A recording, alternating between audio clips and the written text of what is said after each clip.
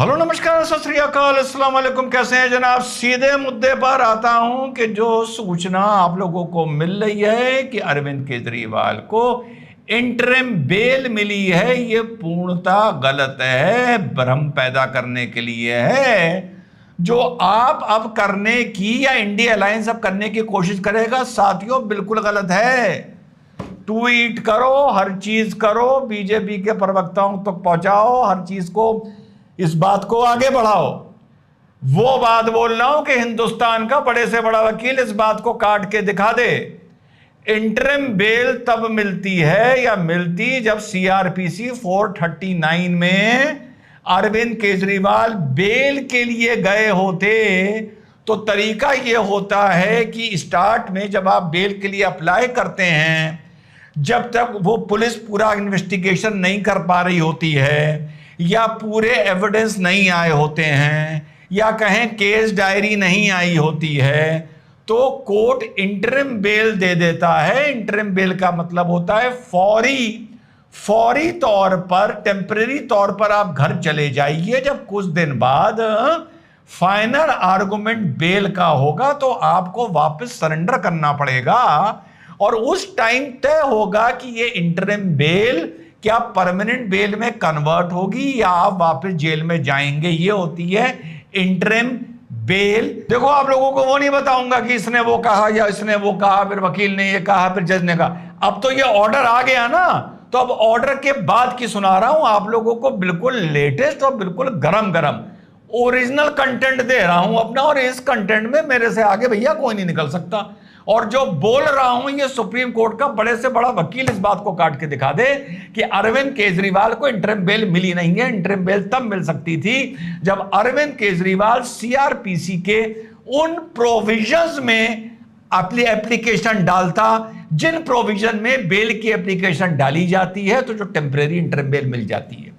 अरविंद केजरीवाल गया था कि मेरी गिरफ्तारी या मेरी कस्टडी गैर कानूनी है, इल्लीगल है, फर्क समझ के चलिएगा। और आज टीवी पर देख लीजिएगा, इसको इंटरिम बेल की तरह डिस्कस कर रहे होंगे। ठीक, तो अरविंद केजरीवाल ने यह प्रार्थना पत्र डाला था ऑनरेबल सुप्रीम कोर्ट में कि मुझे गिरफ्तार ही गलत किया गया है। अब ऑनरेबल सुप्रीम कोर्ट ने अपने इनहेरेंट पावर्स को यूज करते हुए, यह बोलते हुए कि ये एक एक्सेप्शनल सर्कमस्टांसेस है, केजरीवाल को लगभग 20 दिन के लिए परोल पर छोड़ा है। परोल समझते हैं?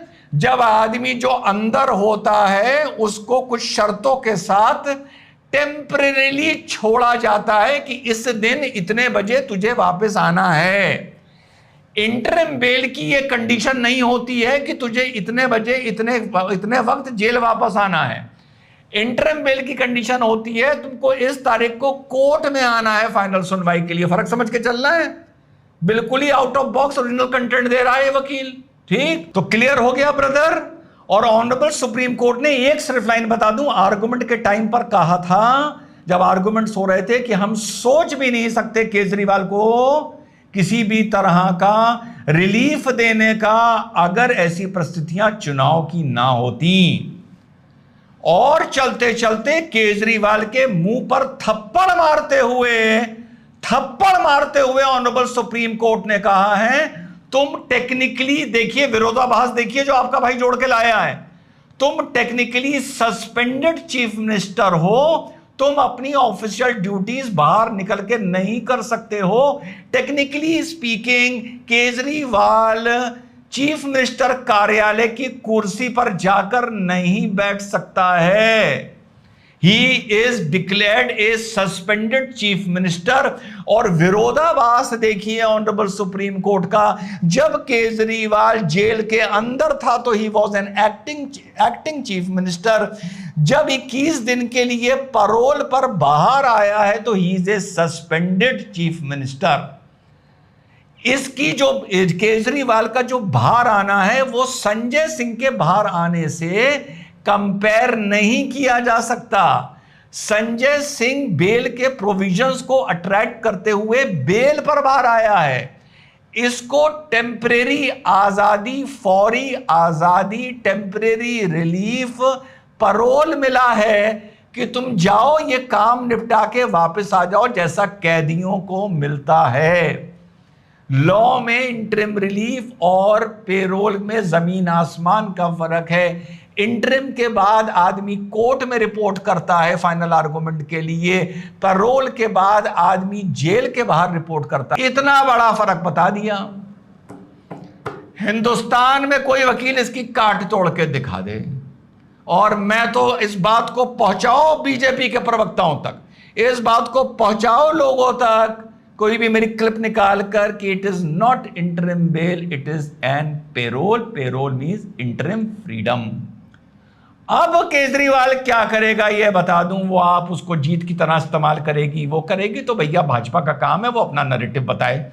जो मैं बता रहा हूं वो बताए दुनिया को कि चोर की तरह बाहर भेजा गया है, सस्पेंड करके भेजा गया है, अपनी जिम्मेदारियां बतौर चीफ मिनिस्टर कोई भी उनका निर्वहन ये नहीं कर सकता है, सिर्फ प्रचार करने के लिए भेजा गया है, और बेल आउट नहीं है, परोल पर है।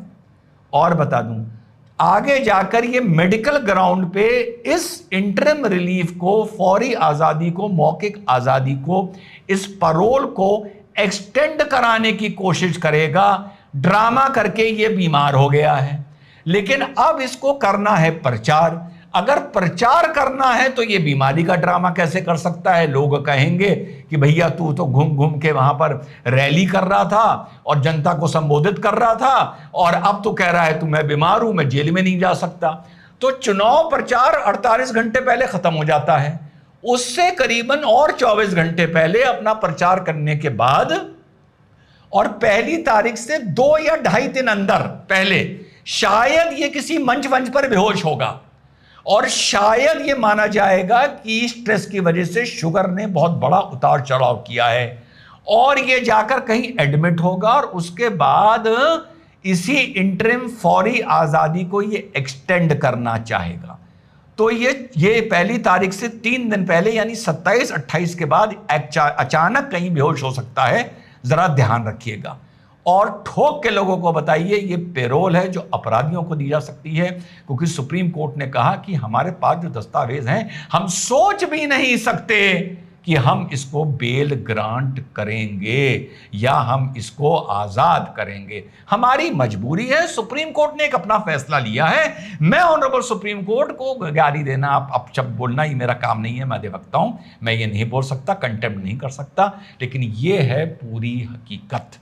हाँ, supreme court out of the way गया है, अपने इनहेरेंट पावर्स को इस्तेमाल किया है, एक्सेप्शनल पावर्स को इस्तेमाल किया है, लेकिन बेल नहीं है। अब इसमें एक टेक्निकल आर्गुमेंट को, क्योंकि अधिवक्ता हूं, एक टेक्निकल आर्गुमेंट आ सकता है कि साहब ये परोल नहीं है, परोल तब मिलती है जब आदमी कन्विक्ट हो जाता है और उसकी सजा कोर्ट सुना देता है। हाँ, हो सकता है, बिल्कुल सही है, लेकिन अगर अरविंद केजरीवाल को फौरी तौर पर जो आजादी दी गई है, अगर आप इससे सिमिलैरिटी ढूंढेंगे, तुलना करेंगे परोल से और इंटरिम बेल से, तो ये 21 दिन की जो आजादी है केजरीवाल की, इसके जो लक्षण हैं वो परोल से ज्यादा मिलते हैं as compare to interim bail से।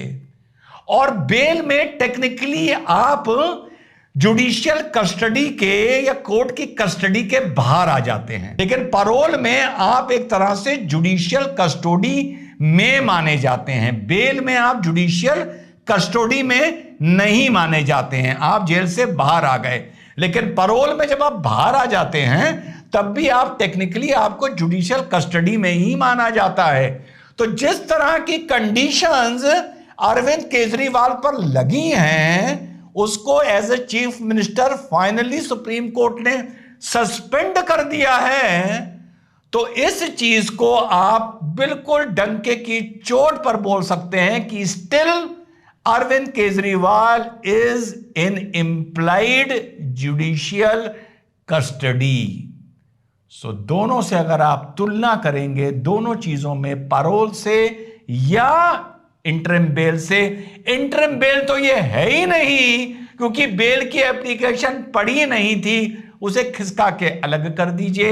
इनकी आजादी सिर्फ और सिर्फ परोल है और परोल से इसके लक्षण मिलते हैं। चुनाव खत्म होने से 3 दिन पहले शायद ये किसी मन से बेहोश होगा या इसकी एकदम अचानक तबीयत खराब होगी। इस पर भी नजर गड़ा के रखिएगा। जय हिंद, वंदे मातरम, खुदा हाफिज।